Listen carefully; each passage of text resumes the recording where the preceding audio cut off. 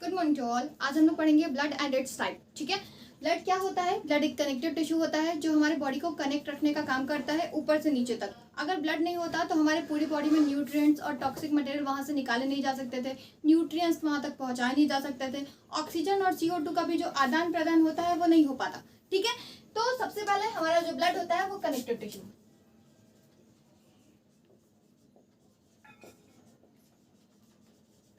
Blood एक connective tissue होता है। इसके दो चार भाग और भी होते हैं। इसका क्या भाग है कि इसका पहले volume of blood,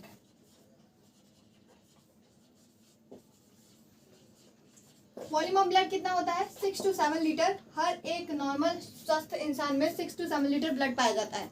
6 to 7 litre जो ब्लड होता है वो हमारी पूरी बॉडी को एक नॉर्मल टेम्परेचर, एक नॉर्मल BP और एक नॉर्मल pH देने का काम करता है, ताकि हमारे सेल की सेलुलैरिटी बनी रहे, कोई भी सेल श्रिंक ना करे, अपने नॉर्मल वॉल्यूम में, अपने नॉर्मल स्ट्रक्चर में रहे और अपने सारा फंक्शन काम कर पाए। ठीक है, तो ब्लड बेसिकली, अब ब्लड का काम क्या होता है? ब्लड का pH कितना होता है? ब्लड का जो pH होता है वो 7.4 से लेकर 7.6 होता है, मतलब स्लाइटली एसिडिक होता है। ठीक है, अब इसके बाद अगर हम और ज्यादा बात किया जाए तो ब्लड का कलर जो है रेड होता है ड्यू टू हीमोग्लोबिन। ठीक है, haemoglobin as a colour pigment काम करता है।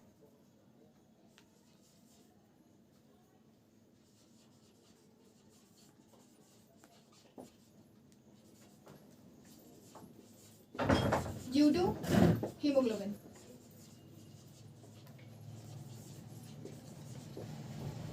हीमोग्लोबिन, हेम वाला पार्ट जो होता है वो फेरस से मिलकर बना होता है, इसलिए जो ब्लड का जो बेली कलर जो होता है वो रेड होता है। ग्लोबिन जो होता है उसका प्रोटीनियस पार्ट होता है।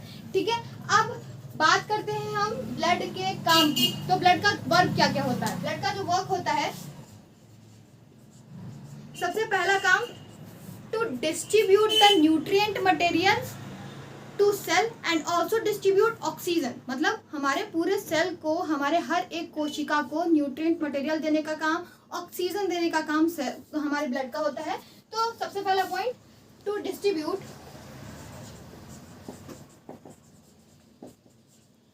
न्यूट्रिएंट मटेरियल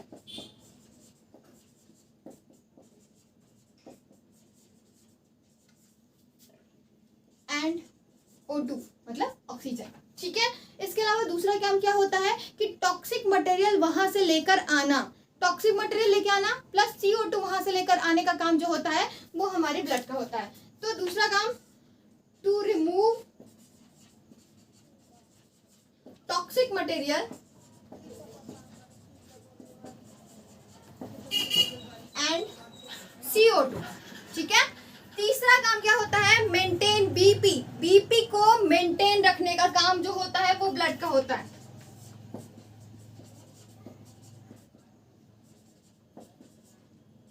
BP मतलब ब्लड प्रेशर।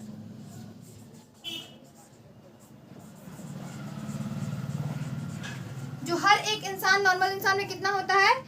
हर एक नॉर्मल इंसान में 80 to 120 mmHg प्रेशर होता है। ठीक है, अब उसके बाद बात करते हैं हम लोग टेम्परेचर के बारे में। टेम्परेचर जो हर एक नॉर्मल ह्यूमन का होता है 37 डिग्री सेंटीग्रेड, 37.6 डिग्री सेंटीग्रेड या 98.5 फ़ारेनहाइट जो होता है, ये जो भी चीज़ें होती हैं टेम्परेचर मेंटेन रखने का काम जो होता है वो भी हमारे ब्लड का होता है, ताकि ठंड का टाइम हो या गर्मी का टाइम हो, हमारी बॉडी जो है एक निश्चित टेम्परेचर, एक निश्चित तापमान मेंटेन करके रखे। तो इसमें करती क्या है? इसमें करती ये है हमारी बॉडी कि हमारा जो ब्लड है वो हमारी हर एक कोशिका तक जाता है, ताकि उसका टेम्परेचर बना रहे। ठंड में हम ज़्यादा एनर्जी क्यों यूज़ करते हैं? ठंड में हम ज़्यादा एनर्जी इसलिए यूज़ करते हैं क्योंकि हमारा टेम्परेचर बहुत कम होता है, बहुत जो इन्वायरमेंट का टेम्परेचर होता है बहुत कम होता है, हमारी बॉडी के टेम्परेचर को हमेशा गर्म रखना होता है, इस वजह से हमारी एनर्जी ज़्यादातर उस टाइम पे यूज़ होती है। ठीक है, अब चौथा काम हो गया हमारा, मेंटेन टेम्परेचर।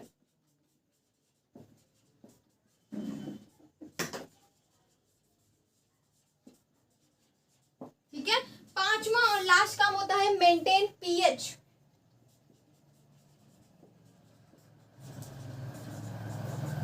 pH मेंटेन करना। तो ये बेसिक 5 काम जो होते हैं वो हमारे ब्लड के होते हैं। ठीक है, अब इसके बाद बात करते हैं कि ब्लड के कंपोनेंट क्या होते हैं, ब्लड किन किन चीजों से मिलकर बना होता है। ठीक है, तो हम लोग ब्लड की बात कर रहे हैं, ब्लड हमारा किन किन चीजों से मिलकर बना होता है। तो ब्लड के बेसिकली 2 पार्ट होते हैं। ठीक है, कौन कौन से दो पार्ट होते हैं? दो पार्ट हमारे ब्लड के होते हैं। एक तो ब्लड का सेलुलर पार्ट होता है जिसको हम लोग ब्लड सेल्स कहते हैं, ब्लड सेल्स कहते हैं, फ्रैगमेंट एलिमेंट्स कहते हैं, सेलुलर पार्ट ऑफ ब्लड कहते हैं, इसको अलग अलग नाम से जाना जाता है। ठीक है, ये हमारा 45% पार्ट होता है और जो 55% पार्ट होता है वो प्लाज्मा होता है। ठीक है, अब ये जो ब्लड सेल और प्लाज्मा का पार्ट है, ब्लड सेल की बात किया जाए तो ब्लड सेल जो होती है वो 3 तरीके की होती है हमारे पास, आरबीसी, डब्ल्यूबीसी और प्लेटलेट। ठीक है, तो ब्लड सेल पहले 3 पार्ट में डिवाइड होती है।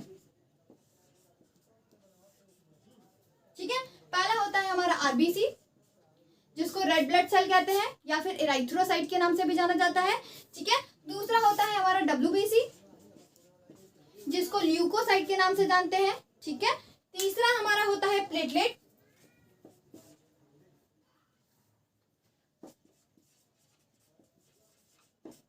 ठीक है, प्लेटलेट्स जो होता है इसको हम लोग थ्रोम्बोसाइट्स के नाम से जानते हैं। ठीक है, सबके दो दो अलग अलग नाम होते हैं। अब जो हमारा डब्ल्यूबीसी होता है फर्दर वो 2 पार्ट में डिवाइड होता है। कौन कौन से 2 पार्ट में डिवाइड होता है?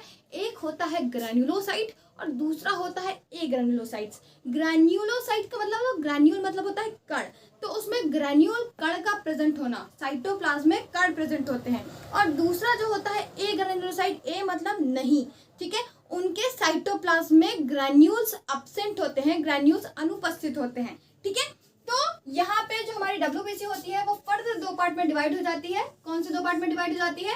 एक होता है ग्रैन्युलोसाइट, ठीक है, इसको कह सकते हो कण सहित। एक होता है हमारा ए ग्रैन्युलोसाइट जिसको तुम कह सकते हो कण विहीन। ठीक है, कण सहित और कण विहीन, जिनके साइटोप्लाज्म में कण पाए जाते हैं उनको हम लोग ग्रैन्युलोसाइट कहते हैं और जिनके साइटोप्लाज्म में कण नहीं पाए जाते हैं उनको हम लोग ए ग्रैन्युलोसाइट्स कहते हैं। अब इसी आधार पर इनका भी अलग वर्गीकरण है। कौन कौन सा इनका अलग अलग वर्गीकरण है? इसको हम लोग सबसे पहले हमारा होता है इओसिनोफिल।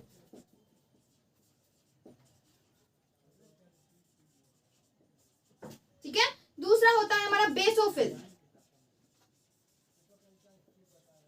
तीसरा होता है हमारा न्यूट्रोफिल।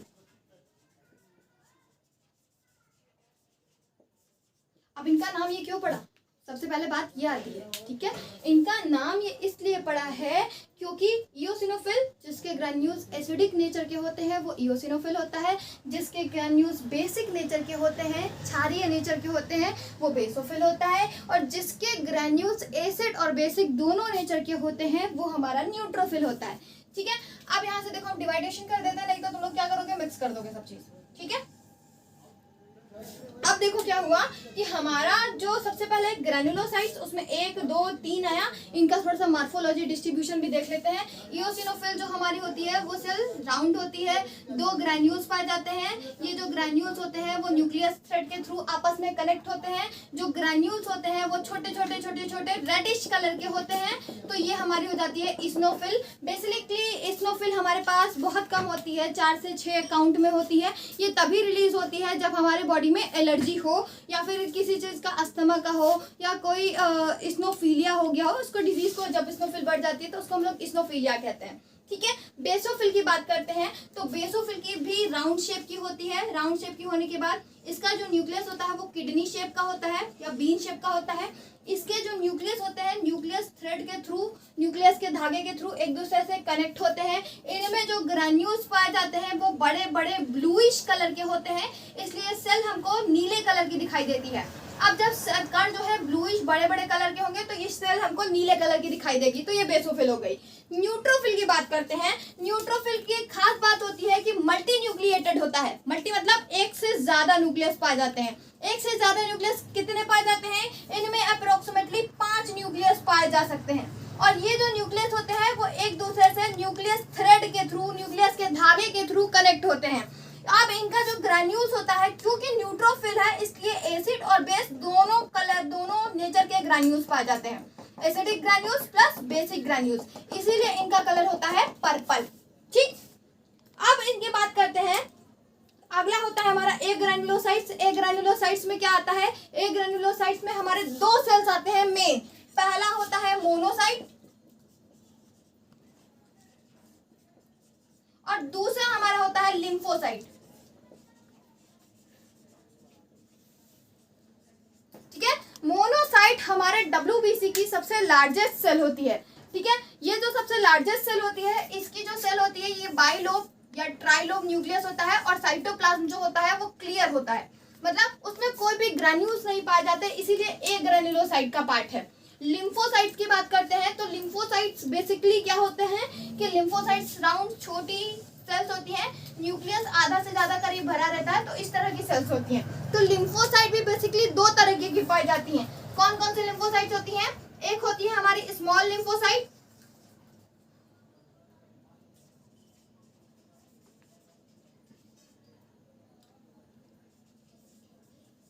दूसरी होती है हमारी लार्ज लिम्फोसाइट।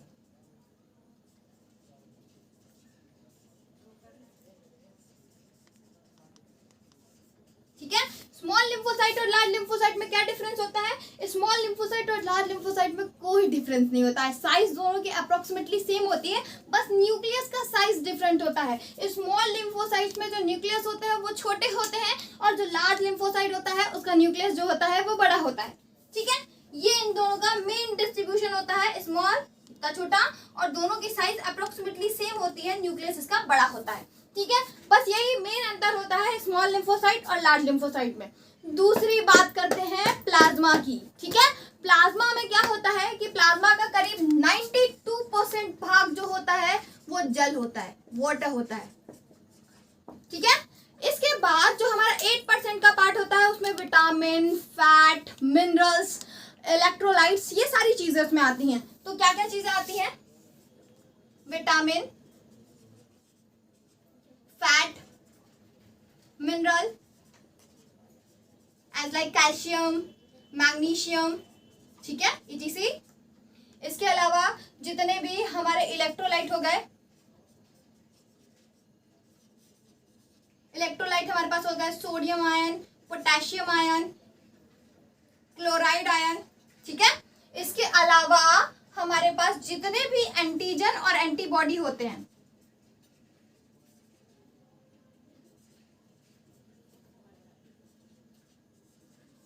वो भी इसी में आते हैं। तो ये सारे के सारे इसमें आने का काम करते हैं। ठीक है, calcium, magnesium, fat, vitamin, minerals, ये सारी चीजें हमारे सीरम या सारी चीजें हमारे प्लाज्मा पार्ट में आती हैं। इनको हम लोग इधर से देख सकते हैं, टेस्ट कर सकते हैं। ये हमारे ब्लड का पार्ट होता है, इसके दो कंपोनेंट होते हैं और ये उसका डिस्ट्रीब्यूशन होता है। ठीक है, आई होप आपको समझ में आया हो। ये बहुत शॉर्ट है, इसमें आपको इजीली आपको नॉर्मल नॉलेज मिल जाएगी। इसके डीप में हम लोग अलग अलग सेल की बात करेंगे, जैसे WBC की सेल है तो वो अलग से क्या काम करती है, उसकी साइज क्या होती है, उसकी डेज क्या होते हैं, कब तक उसकी लाइफ स्पान होता है, इसकी भी डिटेल में बात करेंगे। तो मिलते हैं नेक्स्ट वीडियो में। आई होप आपको वीडियो मेरा अच्छा लगा होगा। So like, subscribe, comment and share.